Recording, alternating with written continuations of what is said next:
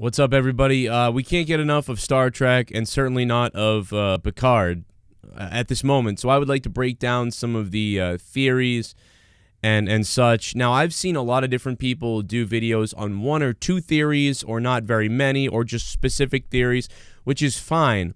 But I found a guy on YouTube, and I'm going to actually use his video to go through my theories and react to the theories that he's bringing up, rather than go through everything myself or jump around to a bunch of different theories from other people, because I think this guy does the best job of getting everything out there. Whether I agree with his takes on what he thinks is good, not so much. We don't agree on everything, and I don't even know all of his points. But the point is, he puts, I think, just about everything that I've heard from multiple different channels and people out there here. I think he does a pretty good job of it. His name is Ketwolski. Ketwolski on YouTube. Link to his channel will be down below in case you want to nerd out on his channel. It's pretty crazy, pretty good stuff.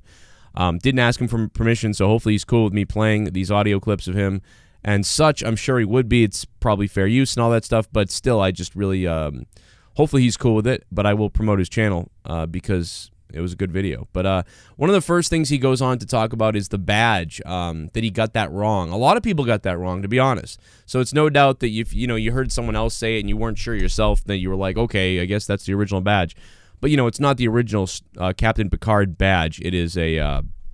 the later TNG, or rather the movies. I think it's more the movies and Voyager. I don't think we ever saw him really wear this badge on Next Generation. In fact, we never saw him wear it.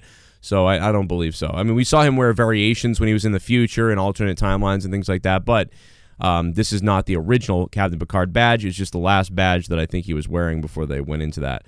So now we begin with some of the fan theories and the theories that are out there right now, and he will discuss some of those, and I will react to them. Considering that he probably retired before they changed the uniforms again. That's just speculation on my part as to when that was, but that's probably why he still has that particular one. JayyMenAce's character. Now, there's a few different ones going on, and I believe the biggest one that people are thinking is that she is Lal. You guys may remember her as Data's daughter, the one he tried to make his own, Noonien Sung. So now he's talking about the woman that's the mysterious woman that we've heard about, or that we've seen looking for Picard. We don't know why she's looking for him. And yeah, she does bear a resemblance to Lal, but there may be some kind of twist coming here with her, and he'll get into that in a second. But yeah, I actually thought that at first too, and it would make sense, but I actually now do not believe that it is Lal. I do think that she is, I almost more think that she is there's two theories. There's a theory that she is the two theories that I would go with are that she is either a Borg queen in disguise, some kind of Borg queen in disguise, or, it doesn't appear to be Borg queen, but she is. Other people saying that she's the daughter of Hugh, who's the Borg that Picard and TNG eventually freed, or, whatever, rescued, and then later on they came back and they ended up helping Picard with it's a whole thing we don't have to get into. But when Picard leaves him, he says to Hugh, Hugh says, "We have no leader. What are we gonna do? We have no leader. We have no direction." And Picard says, "Oh, I think you do." And he looks at Hugh like, "Well, you're the leader. At this point, you are the leader of the Borg, of this group of Borg that has been freed, so to speak." So one of the things, I think this could be his daughter. That's who I believe it is. I'm 50-50 on that's she's his daughter, or that she's actually somebody who's bad in disguise, or some kind of Borg queen. Those are the two most interesting things, I think. I actually don't think it's Data's Cybertronic daughter, I'm not going to say she looks exactly like her, but she's got a little Lal-esque going on, so that's definitely a possibility. She just happens to look like her. I think the whole line where she says, "Everything in my being says I'm supposed to be safe with you," that could just be something that she's just feeling. Yeah, see, I don't think that this, definitely, I don't think robotic or anything like that about it, as far as I'm concerned. Picard was in command, and it's possible that somebody just recovered. So this is when he talks about the theory of where these where the people are on the ship with Picard. Who are these, new people that are on the ship with Picard? Who are they? These younger people. And this is one that I would, I pretty much think I've got this one narrowed down to knowing exactly who these people are, but I'll let him explain for a second. People that are in the crew that we see in the trailer are children that were on board the Enterprise D when Picard was in command. And it's possible that somebody just recovered the banner from the Enterprise D crash on Veridian 3 And there's also a dialogue in the trailer that says, be the captain that they remember. So it's possible that they remember him being a captain as children and that they grew up and now he's utilizing them to try to complete whatever mission he's trying to get done. So I believe that is incorrect. I really strongly believe that these are not kids from the Star Trek Enterprise D. These are not kids from back in the day on the show. Now, it's possible that one person who was a kid from like when the turbo lift broke down and Picard had to help them off the ship, possible one of those people shows up or something like that or mentions it or something like that. Yeah, but I don't believe that this sort of band of crew, this new crew, ragtag crew, this new motley crew, as Picard is said to call them in the show, this new crew that Picard has, I don't think they're the kids that were on the Enterprise back in the day.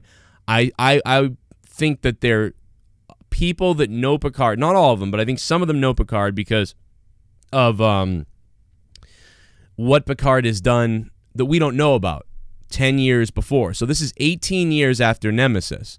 So I think some of these people know Picard from 10 to 12 years ago, or even more, when Picard had to deal with the whole Romulan situation and Romulus being destroyed and all those things that were going on with Spock at the time and all that. So I believe that he knows these characters, and these characters are going to know him, some of them, but we actually won't know any of those characters. So it won't actually be that they're kids growing up on the ship. They are people that Picard has done something for in the past that they'll have to, through exposition or whatever, explain that to us, and we won't really know about that, except that the loose background story that in the prime timeline Romulus was destroyed. So if that makes any sense. That's what I believe they are. Not what he describes here as like the kids of the Enterprise, because they don't, what do they know, They probably remember all these horrifying incidents. The Borg came, and then we crashed, and then my parents died. Like, they probably hate Captain Picard, if anything. You know what I mean? I mean, most of them. Was a little bit of a theory there that they were some of the kids that were trapped inside of the turbo lift. Oh, we talked about that. Green, which is the Borg color, but they are blue, and the blue force fields do kind of connect back to visually Star Trek Discovery. And so now he's talking about the Borg cube on the outside. I'm trying to get a picture of it for you. So he's talking about the Borg cube now, and why is the Borg cube blue and everything. So the Borg cube appears. We get to see the Borg cube, the new one. It's blue, though, indicating what I believe is shields. So some people have speculated that this Borg cube is a prison cube. It's a prison cube. But most people speculate that it's damaged. And I think that a lot of people also think that the Romulans are utilizing Borg technology. So to me, that seems like the biggest likelihood that Romulans have captured or have access to the Borg technology or the nanotechnology or something like that. And they are altering it here. And at some point, they're going to be on the Borg cube, but the Borg won't be on the cube, really. The Romulans will, or somebody bad doing something to this cube. And what that means, I'm not 100% sure. I think it looks like almost that we see a Romulan warbird near the cube at some point too, but it's hard to say because I don't know, because I believe Romulus is destroyed. So if Romulus is destroyed, where are they getting these warbirds? Where has the Romulan Empire been? Where have they been working? What have they been doing? A lot of people, too, in some of their reviews talked about how Vulcan was destroyed. Vulcan is not destroyed. Vulcan is intact because in Star Trek 2009, Nero destroys Vulcan, but that's in the alternate timeline because Star Trek now uses the whole, when you jump to another time, you create a new timeline. So if you used, okay, this is really complicated, but we have to talk about it really quickly, otherwise we're all confused. If you specifically navigate to a specific timeline and time, you will get back to the timeline and time you want to be at. But if you create a rift that's unstable and use time travel, it's possible that you end up in a different timeline. Or if you alter events, that you create a different timeline. So we're going with when you alter events, you create a different timeline. The problem with that is it messes up canon of time travel in Star Trek, such as Star Trek 4. So you're telling me when Kirk and Spock go back in time and bring the whales into the future, well, that theoretically would create a new timeline. And maybe it does, and it probably does.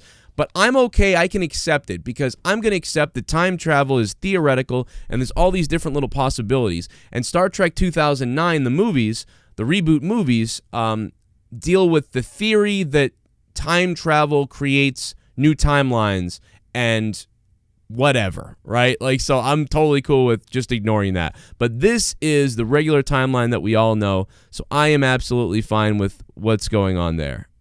So anyway, forget all that. The bottom line is the J.J. Abrams alternate timeline doesn't exist to me. In this Star Trek universe, time travel to me is still the same as it was. Why did I bring this up? My head wants to explode. But anyway, so there you go. I don't think that this is like a new Borg cube and now they're in blue or whatever. This is a damaged Borg cube with blue because of the force fields. But then again, we do see the sort of recharging chambers or whatever you want to call it. But I think that, and they kind of appear in a sort of a neon blue or green color here. So these do look like the recharging chambers. And these are Romulans with weapons right here. So yeah, right here it really kind of solidifies that. There's Romulan emblems around. And I think that they've secured the Borg cube, obviously, because a lot of people aren't picking up on this. They're like, oh, it's a Romulan ship. There's Romulan logos. But then there's Borg recharge chambers, but then there's the Borg cube. Well, why would, they've clearly taken over the Borg cube. Really cool little thing that a lot of people picked up on is what was written on the bottom edge of this. Facility has gone 5,843 days without an assimilation. A lot of people picked up on that, and as did Ketwolski here. Chambers, and in the bottom right corner here it says it has gone 5,843 days without an assimilation, which, just in case you guys were wondering, is about 16 years in length. And the final thing that I want to talk about is what body is inside of that little kind of incubation chamber. Which Soong robot is that? Which Soong android is that? And I said yesterday that it was B4. In my opinion, I think it's B4 or Lore's body, and they are attempting to try to get Data's consciousness that he downloaded into B4 either onto Lore's positronic matrix, or they're trying to upgrade B4's and trying to get him back to where he was previously. Some people have theorized that it is just simply Data's body, and they went back after the explosion of the Scimitar in Star Trek Nemesis, and they pieced whatever they could back together. That's why not all of So I'll tell you what I think about Data right here. Everybody's going crazy about the whole Data thing. And don't we all love Data? I mean, I do. One of the only times I've ever cried in a goddamn movie theater was the Nemesis movie. So because I was 18 or 19 years old, I think. I was 18 years old. I was 18. Yeah, whatever. I was 18 years old. I was 18 years old, and I've been watching Star Trek since I was like 4 years old, 3 years old. The minute it came on, I watched it with my father. We watched every season of Star Trek The Next Generation until my father died when I was 8 in 1992. So he never got to see the series finish. Unfortunately, my dad never got to see that. So like I have a very close connection with Star Trek. I just love Star Trek so much. I watch it multiple times a year. Star Trek The Next Generation is my favorite show of all time. There's no doubt about it. So I love Data. I want to see him come back, all that stuff. But I believe Data, unfortunately, we're not seeing, we are seeing B4 in that draw that they pull out. I believe that is B4. It is beat up. That's the one thing I will say. It is beat up, but perhaps he was destroyed or blown up or something during whatever happened during the years we didn't see in the last 18 years. So perhaps B4 was blown up in the last 18 years. Other people that think it's lore, that's interesting. Maybe we could see what happens there because he was involved the last time we saw Hugh.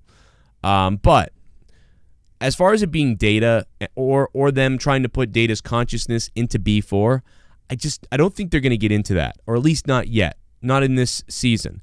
I feel more that the Data we're seeing playing cards with Picard is a hologram.